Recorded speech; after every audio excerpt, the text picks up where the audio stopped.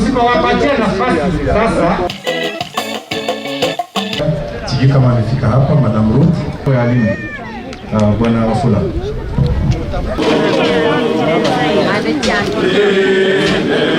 Tulea wametusaidia, watu ni wengi, hata wako pale hawaja simama na sisi hapa muwaone jukwaa lingejaa. So kwetu tunaweza sema ni catastrophe, kwa sababu tumeachwa kama mayatima, watoto wetu wameachwa kama mayatima.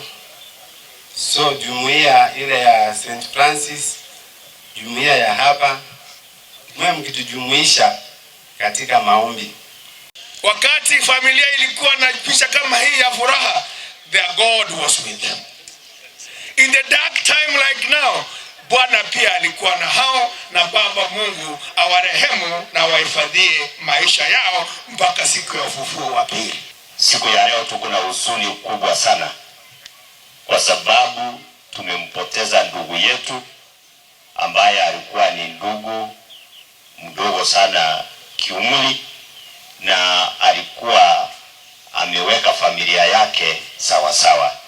Na kuhuzunisha zaidi ni kuwa yeye na watoto wasichana wametuacha.